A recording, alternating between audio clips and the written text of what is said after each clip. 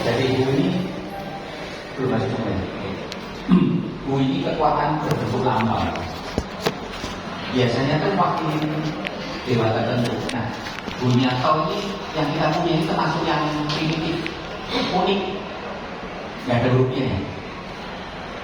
Biasanya kan dulu kan ada kepalanya, ada apanya, itu kan terus ada perintahnya, ya kan, terus ada macam-macam, terus ada kayak panah, kayak bunga gitu ya. Kalau panah itu biasanya untuk apa tuh nyerang, kalau bunga itu biasanya untuk apa tuh pengasihan kayak Pak rezeki, biar orang suka gitu. Yang ini unik. Kalau kita bandingkan dengan buku lain itu kesannya kan ini unik, mas kayak gambar. Ini buku kuno yang masih zaman kuno ya. Nah, ini kekuatan berbentuk lambang. Nanti di kita ini nanti kalau sudah naik wangi diajarin cara bikin bu. Jadi bu itu satu seperti ini ya. Ini punya desa lah ya. Ini kan ada namanya desa. Biasanya mewakili dewa tertentu, atau kalau saya bikin bu itu mewakili kekuatan saya. Itu bisa. Nanti jadi kita bikin bu gitu kan.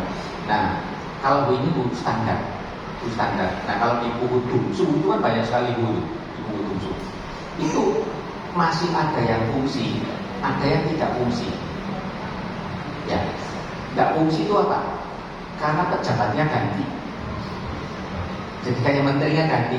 Menteri A itu tanda tangannya seperti ini, tapi menterinya sudah ganti. Menteri A ini sudah tidak fungsi.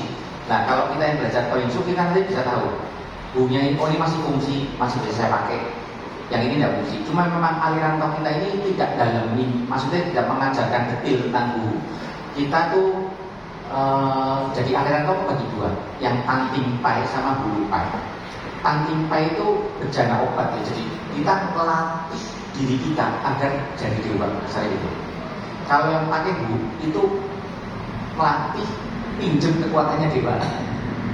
Ya, buminya dewa siapa, buminya peperasi kita apa itu, dia mendalami itu. Kalau yang kita tuh fokusnya lihat saya punya kekuatan saya gitu, jadi agak beda. Kalau Cangkol itu banyak ke Bulupai, Bang Jun yang banyak ke Tantimpai. Kita dua-duanya bisa, cuman kita fokus banyak di Tantimpai. Bukunya kita tuh praktis nggak banyak, makanya ini tuh sembarang bisa. Jadi buku ini tuh bisa dipakai untuk berbagai keperluan. Nah, biasanya kalau kita mau pakai buku tinggal ambil aja. Ini cetakan biasa ya, stempelnya. Kadang langsung dibakar tuh langsung bisa. Nah, tapi kalau kita ragu, kita resmikan dulu. Cara resmikannya kita tiang heo kan di altar, ngomong. Jadi memilih kan 3 kali, jadi pemilih siapa? Apa Tesang atau Buddha Censen ini boleh diresmikan di berbagai altar. Altarnya Kongkong, Buddha Censen boleh. Setelah tampil hancur, terus kita bunyinya dicepit. Ngomong, baca jenjen ngomong. Tolong bu ini diberi kekuatan untuk apa? Misalkan untuk jaga rumah, atau untuk jaga diri di sementing dompet, atau untuk ngobatin orang, gitu kan? Misalkan. Nah, sudah gitu, nah diputar di atas Joshua. Tradisi kunonya diputar 9 kali. Tradisi kunonya. Kita hitungin 9, pokoknya putar aja lah. Tapi tradisi kunonya 9 kali. Nah, terus tradisi kunonya setelah diputar itu dinyos Joshuanya, ditancepin dan bolong. Untuk tanda oh ini sudah saya resmikan. Gitu. Zaman dulu cuma kadang-kadang nggak dibolong karena kesannya jelek gitu kan. Nah gitu. Nuka simpen atau tanggal di pintu kita tempel pintu kan gitu ya. Nah diganti kapan? Setahun sekali. Kalau misalkan Imlek, Sinja kan. Nah ini dicopot, terus rumahnya disiu, baru tempel yang baru. Cara siu nanti cara bersihkan rumah minta tolong yang wangi biasanya. Ya tolong yang wangi. Kalau berani ya nggak apa-apa, maksudnya ngadepin sendiri. Terutama kalau rumahnya nggak ada apa-apanya tuh kan berani aja dong. Kecuali rumahnya ada rumahnya gitu kan, ngambil yang wangi. Kalau rumah biasa-biasa sih aja biasa. Ya pakai bunga. Kalau punya teman wangi minta bocorannya sana ya. Mudah-mudahan baik mau bocorin gitu kan. Cara bersihin rumah. Nah kalau siu itu biasanya kita deal dulu sama sen roh-roh yang baik, suruh keluar dulu, dibersihkan dulu, nanti boleh masuk lagi misalkan gitu ya. Itu tergantung kebijaksanaan kita. Nah, kira-kira Bu gitu. Nah, kalau untuk diobatin itu ini boleh dibakar ya, atau kita misalkan besok mau ketemu orang, mau bisnis nih, ketemu orang malamnya lengkung ya, malamnya lengkung, besok aku mau ketemu orang, tolong dibantu agar lancar gitu kan, lengkung nih ya kan, lengkung ya, dan besok dilancarkan. Masih kurang yakin nih, pakai Bu nggak apa-apa ya.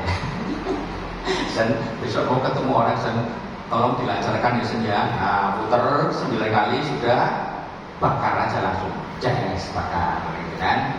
Nah, dan saya kan gitu ya boleh. Nah, terus kalau merasa aku kok mimpiku nggak enak ya, nggak pede kayak gini, nggak pede ya, sudah aku nggak pede nih, takut ada sesuatu, tolong diberi kekuatan untuk bersihin badan misalkan gitu ya. Barangkali ada yang negatif nih, habis itu ambil ember, dibakar nih, putar-putar, bakar putar-putar ya. Abunya nggak harus masuk kok, abunya dibuang juga boleh. Tapi kalau abunya jatuh, ya sudah, nggak apa-apa mendem. Terus dipakai apa? Mandi keramas, gitu kan? Mandi keramas, gitu kan? Nah, itu bisa biar, misalkan nanti ini nggak tenang nih, mandi keramas ini biar lebih tenang, gitu kan? Atau misalkan obatin orang nih, saudara sendiri atau apa, takut ganu, ya sudah dibuatin itu air kan? Kamu pakai mandi keramas, misalkan gitu ya. Kamu pakai mandi keramas gitu ya. Nah, zaman dulu kadang diminum. Nah, kalau untuk diminum ya abunya jangan masuk. Mungkin jangan masuk, minum aja. Mumpung masih baru, main-main boleh lah ya. Mumpung masih baru, ya kan, main-main mau praktek gitu ya. Misalkan abunya kecemplung, abunya kaki masuk, ya sudah. Abunya jangan ikut ditelan gitu loh. Suruh mengendak, airnya diambil, minum airnya saja, abunya dibuang gitu kan. Nah, apalagi zaman sekarang kan takutnya kan ada bahan kimianya gitu kan, ada yang bahan-bahan beracun takutnya gitu kan.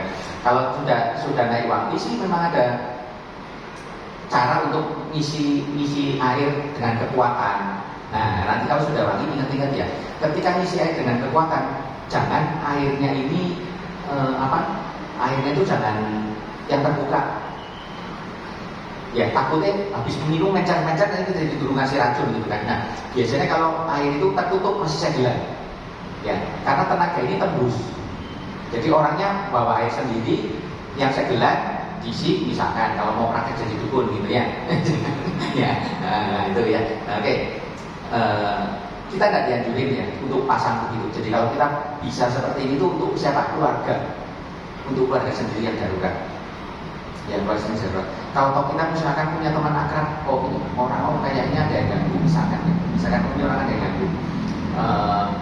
Kita bisa juga pancing pakai air, ya, air yang tersegel, beli air yang masih segel aqua, terus kita sembayangin atau apa, tanpa dia tahu, yuk minum nih. Dia kan segelan, dia nggak tahu kalau kita mau ganti. Itu kan juga bisa. Jadi kita nggak harus ngomong. Kalau kita cukup punya kekuatan, itu kadang cukup salaman aja. Misalkan kita melihat teman saya dari ganggu gitu ya, kita cukup punya kekuatan, ya kan? Baca jenjang penagih dan apa, salaman aja, kamu sehat ngomong gitu ya. Padahal kita alirkan tenaga gitu, itu bisa juga. Jadi kita berbuat sesuatu itu nggak harus terbuka, kan kita nggak cari popularitas, gitu ya, misalkan gitu ya. Ini untuk kedepannya kalau sudah bisa. Oke, itu balik lagi soal Bu. Jadi biasanya di rumah itu setahun sekali diganti. Ya, oke ya, paham ya. Dalam ada yang ditanyakan soal Bu. Bakarnya biasa, jadi bisa dibakar, bisa ditempel, bisa dibakar biasa saja, bisa dibakar di atas air untuk mandi, untuk apa gitu. Ya, tinggal ngambil aja secukupnya. Minimal tuh satu di rumah, satu di dompet, satu lagi simpan untuk suatu waktu. Ambil 3.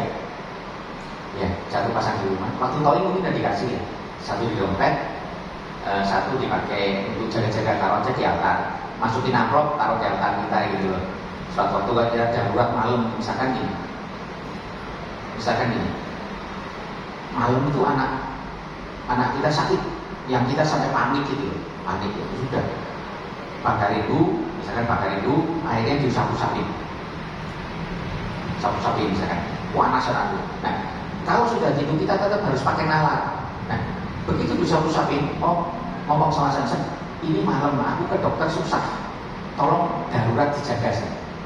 Ya, begitu udah pakai air diusap-usapin atau mungkin airnya campurin dikit ke susunya misalkan gitu.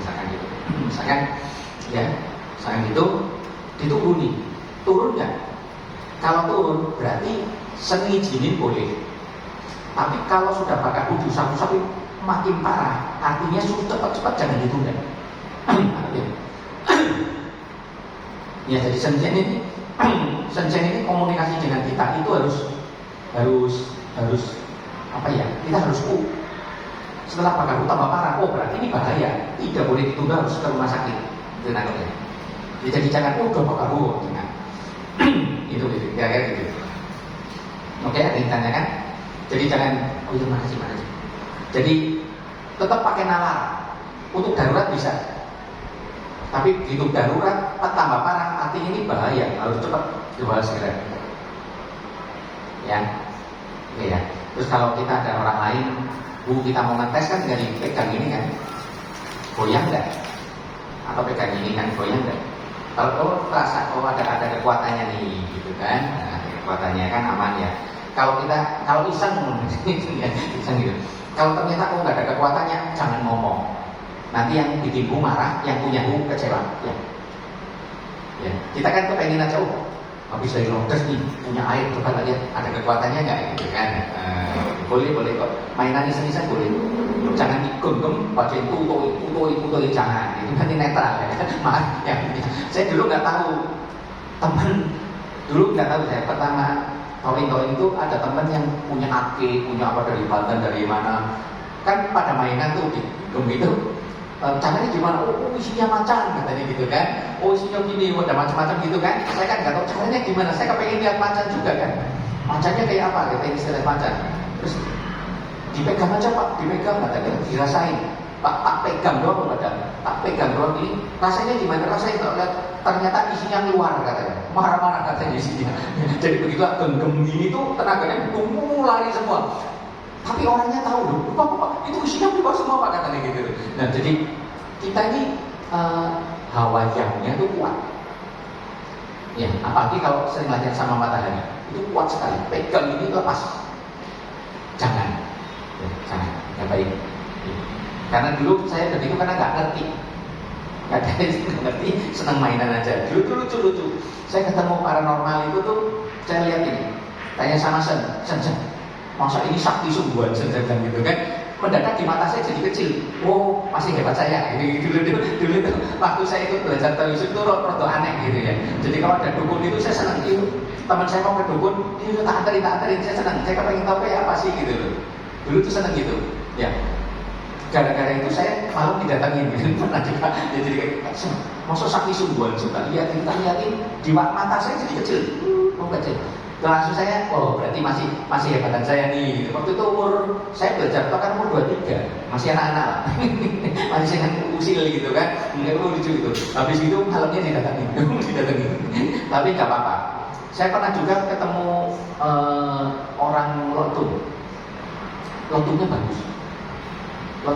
Jadi halus gitu nasihat gitu ya. Nah, dulu saya punya pikiran Lotung ini senjanya itu bawah. Banyak yang belum sensitif, gitu kan. Nah suatu saat saya kan besar kepala nih, ngeremehin gitu loh, Lotung, ini belum sensitif. Dulu saya gitu, ya. Ternyata malah didatengin itu yang itu Lotung ini bagus. Wujudnya kayak yang anggur malaga orang tua gitu. Terus pada saat ketemu itu baik sekali, hatinya tuh baik sekali. Saya nggak ada apa-apanya. Lah saat itu saya merasa hebat ya. Ternyata ada arwah-arwah suci itu yang ingin nolong orang. Ya, walaupun banyak yang aneh-aneh yang palsu ya, cari duit ya. Tapi kalau ketemu yang beneran itu hebat. Yang ketemu beneran, saya pernah ketemu sekali yang beneran kualitasnya lumayan loh. Saya dalam hati saya tuh gak ada apa-apanya dibanding dia. Bener-bener hatinya tuh sakit gitu. Saya pernah ketemu sekali. Yang kalau yang lainnya kebanyakan itu acting, kebanyakan itu kejiwaan. Ya, kebanyakan itu. Tapi itu orang lain ya, biarin. Aku ceritakan buat pengalaman saja. Jadi yang penting jangan ganggu mereka, apalagi cari nafkah. Kalau Bu ada yang negatif ya? Ada. Ngecek ini. Ya sama aja. Nanti kita bisa tahu. Jadi nggak enak. Nanti kita bisa tahu kayak lingkam itu ini negatif. Karena kan mungkin ada ilmu tertentu yang kayak ceritanya Cangkau itu, yang naklukkan iblis jadikan anak buahnya kan. Hawanya beda. Siluman kan hawanya beda ya. Ya. Tapi nggak apa-apa, kita ada mufassal. Ya, ada mufassal. Ada mufassal itu dampaknya gede. Ya, dampaknya gede. Ya oke, Bu ini oke semua ya, udah tahu ya. Ya oke, sekarang kita mulai latihan.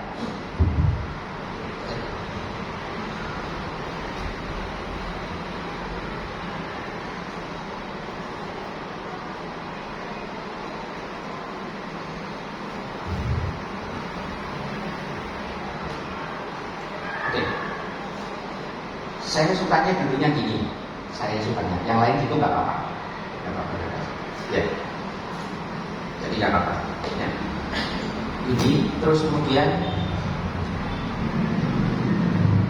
kalau bisa kan dari nah ini kan ini lebih tinggi ya, lebih stabil. Kalau di kasur boleh diganjel, gitu kan? Nah, ini oke. Oke. Nah, baca senyum pertama itu atas kepala ya. Biasakan di atas kepala. Ini juga baca senyum, terus baru gerak. Oke, baru gerak. Oke. Nah, kalau nanti gerak sudah selesai, terus mendadak diam. Diamnya dirasakan semangat atau rileks. Kalau semangat berarti jikung, kalau rileks berarti cinco. Nah, kalau yang awal-awal biasanya cinco. Kalau cinco, nah biasanya kan gini, cinco. Nah, tangannya kebanyakan tuh boleh begini. Kalau orang tua kebanyakan begini. Terakhir ini nempel, taruh sini. Ya, taruh sini. Kalau Buddha gini. Nah, kita pakai gini boleh-boleh, kalau nggak. Walaupun ada formasi tangan lain yang seperti ini, macam-macam itu nanti tergantung mufassal. Tapi yang standar umum, kalau nggak gini, ya gini. Ya, ini. Nah, kalau misalkan gerak, oh diam gini ya. Oh ternyata rileks. Nah, begitu rileks diam ya. Diam. Nah, rileks berarti cinco. Cinco dari dasar apa tuh? Melepaskan kesadaran dari dimensi fisik. Ya. Nah, berarti yang pertama diselesaikan apa? Fisiknya dulu. Berarti rileks ini fisiknya selesaikan. Ini yang enak. Fisiknya tidak boleh ganggu. Ya, selesaikan dulu. Oh, nyantai rileks. Jadi kalau udah enak. Nah, terus mulai dikendorkan dari kepala, kendor semua nih, udah semua, udah kena, ya kan? Hatinya dibikin happy, sedikit senyum, jangan cemberut saja. Jadi kalau cinco ini kalau hidupnya penuh masalah susah. Saya belajar tahun ini 6 tahun naik Bangki. Saya waktu itu di Sukabumi, saya punya teman di Jakarta, bos plastik. Papanya bos plastik, dianya salah satu vice directornya bank, ya kan? Mau belajar tol, ya kan? Telepon sama saya, ayo kalau kamu mau belajar datang Sukabumi, datang beneran ke Sukabumi. Naik BMW datang, ternyata bos, tak jelasin tol. Dia belajar tol, disuruh tol. 3 tahun naik lagi, iya dong. Saya jam 7 harus mandi ke kantor jam 8. Dia jam 12 harusnya baru nyampe kantor. Anak buahnya banyak. Ya kan, nggak mikirin duit, ya lebih cepat toh.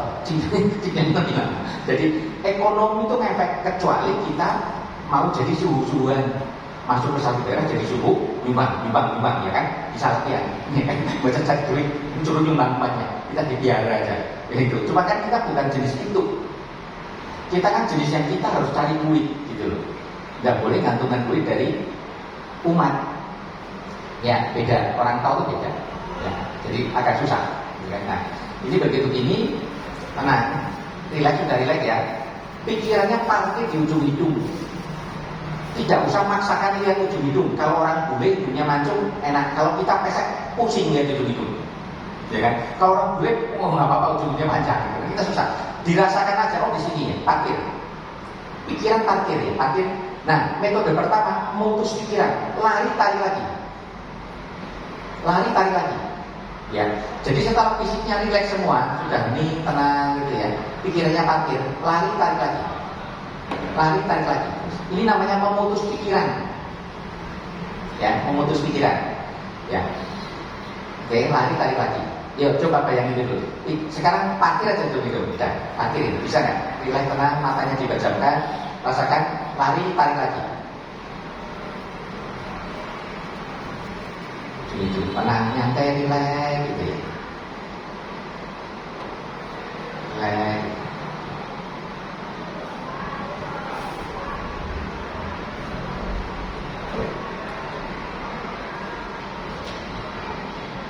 Oke.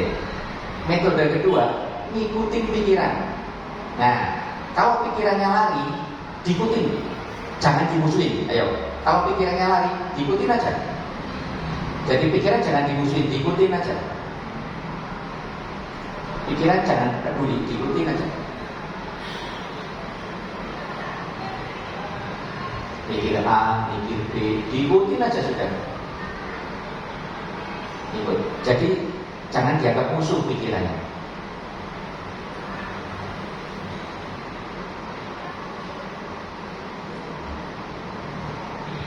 Nah, metode ketiga, melihat pikiran. Ini agak susah.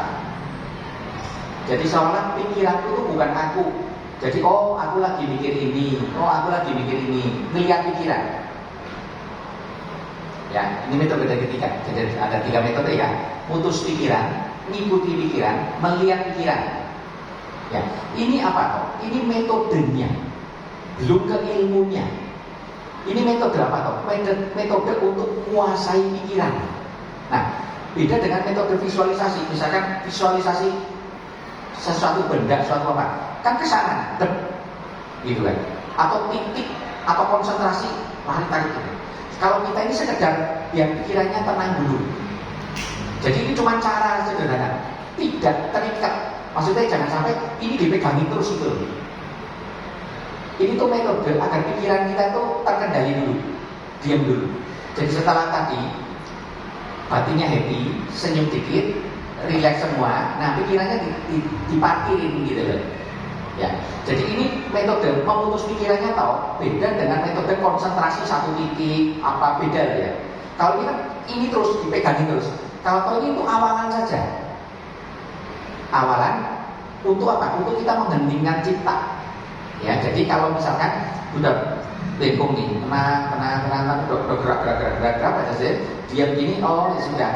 Mengheningkan cipta, tenang, hening, dinikmati coba. Ya. Kesemutan, kakinya kesemutan, lurusin dulu, ya kan? Udah hilang semutnya, tarik lagi, nggak apa-apa. Ada telepon bunyi, angkat dulu, siapa tahu bisnisan, ya kan? Nanti udah diangkat, bisnisannya lepas, marah sama muak gitu. Bisnisan baru kamu latihan yang hilang gitu kan? Angkat dulu, selesai itu lagi, gitu kan? Nah, ya jadi seperti itu. Cuma hati-hati, ringernya kegedean, lagi cincok asik, kaget gitu kan, stres nanti ya kan, lagi-lagi asik ini kaget gitu kan, repot-repot ya. Jadi seperti itu diatur sendiri, gitu ya. Udah nanti fisik mental kendor, kalau kesemutan apa, mutus pikiran, ikuti pikiran, melihat pikiran ya. Ini metode awal. Nanti kalau sudah ini dikendalikan, baru mengenal, mengosongkan dan memusatkan. Itu nanti. Kalau ini sudah bisa, sudah mulai ngalami lucu-lucu itu, ya nanti belajar lagi bagaimana kita mengosongkan, mengheningkan dengan memusatkan. Nah ini nanti baru Jensen itu kumpul paketing. Itu nanti. Yang ini dulu. Ya, hening dulu, hening, tenang, dimati dulu. Ini fase ini bertahun-tahun nih sampai kita bisa mengendalikan. Nah, kalau udah bisa baru aku bisa musatkan. Nah nanti kalau sudah bisa memusatkan, bisa ngumpulin energi, bisa apa? Nah bisa coba, gitu ya. Bisa untuk main gaya, main apa itu basicnya dari situ. Ya, jadi ini pelan-pelan energinya ngumpul. Ya, jadi memutus pikiran, ikuti pikiran, melihat pikiran. Ini dulu bilang sampai ini, gitu ya. Ini gitu sudah. Oke ya, ada pertanyaan? Bisa ya, ini cincong, relax cincong. Jadi melepaskan kesadaran dari dimensi fisik. Ya, kalau misalkan capek, senderan boleh. Misalkan pakai bantal, nempel dinding boleh. Selonjor ini boleh nggak boleh. Yang penting kesadarannya. Ya, yang penting fisiknya jangan ganggu. Ya, jadi cincong. Jadi setelah senggung kita ke cincong. Nah, sebaliknya ternyata semangat nih. Diam tapi kok semangat nih. Nah, berarti disuruh latihan jikung. Nah, jikung ada dua. Jikung yang diam sama jikung yang gerak. Jikung yang gerak itu sama senggung. Jikung yang diam itu setengah cincong. Nah, ini jikung yang diam yang semua orang aman. Ya, kita latihan. Ya, badannya tegak. Nah, jikung. Nah, biasanya kalau saya dilatih jikung, saya biasanya tangannya gini, jempolnya di dalam, ditutup, gini, gagah. Ada satu semangat gagah gitu jikung. Ya gagah, jikung ini ya. Nah ini tegak, ya. Ini agak ke atas, ini narik. Agak sini lurus, gitu loh, gagah. Dia biasanya gini. Ada yang jikung gini, ada yang jikung gini. Tapi kalau saya biasanya gini, gagah. Ya, kuncinya. Napas kita, napas perlu terbalik. Ya, ini jangan klikuk, ini turun, ini buka, buka jadi lapang. Ya, nah, tarik napas pakai dada, nyantai saja. Tarik napas dada, di tulang punggung turun. Kalau kepengen tahu lurusnya seperti apa, nempel tembok. Oh, seperti ini kira-kira gitu ya. Nah, tarik napas pakai dada, ini kecil. Ya, coba sekarang tarik napas biasa dulu. Tarik napas perut kecil ya, biasa aja. Perut kecil. Buang napas kendolin semua. Tarik napas perut kecil. Buang napas kendolin semua. Nah, pada saat buang napas itu perutnya jadi kembung kan. Nah, sekarang pada saat buang napas perutnya tuh ditahan, jangan kembung. Tarik napas. Pada saat ini kecil, buang napas ditahan. Tarik napas. Buang napas ditahan. Tarik nafas, buang nafas ditahan. Nah, terasa nggak pada saat buang nafas di dalam ada satu tekanan? Coba rasakan. Pada saat buang nafas di dalam ada satu tekanan, di tengah-tengah badan itu ada satu tekanan. Terasa nggak? Perutnya ditahan. Tenaga yang bikin perutnya kembung itu ditahan, jadi dia nekannya ke bawah. Terasa nggak?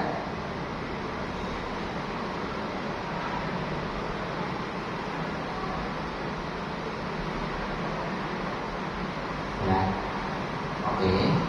Nah, sekarang kita mulai benerin napasnya ya. Berarti napasnya sudah bisa ya. Nah, sekarang kita coba tikam sudutnya seperti apa. Jadi, kalau yang cewek-cewek pernah latihan Kegel, itu coba ditutup tapi nggak full. Ya, yang penting otot perut bawah, organ genital, anus itu ditutup aja. Bisa nggak? Kecil ini diangkat. Nah, lagi tarik napas, buang napas. Rasakan 3 jari di bawah pusar di tengah-tengah badan.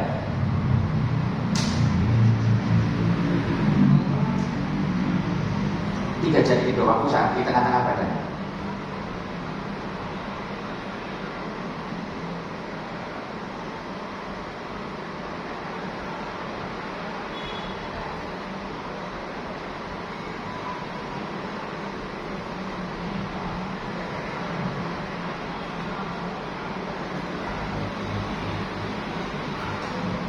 Oke. Nah, ini tuh jijen tanten yang paling sederhana. Ya, jijen tanten yang paling sederhana. Jadi napasnya ini kan biasa saja. Yang penting sudah otomatis tarik napas pasti perutnya kecil. Pada saat buang napas perutnya ditahan. Terus ini dikunci. Tapi kuncinya tidak full ya, asal nutup. Ya kan? Nah, 3 jari di bawah pusar tengah-tengah badan itu tanten. Nah, itu kayak kita dipompa. Setiap gembus itu kayak terus ya. Nah, lakukan ini konsentrasinya di mana berarti tangan. Ya kan? Kalau tadi cincong kan ujung hidung. Kalau ini di tangan. Itu ya. Nah,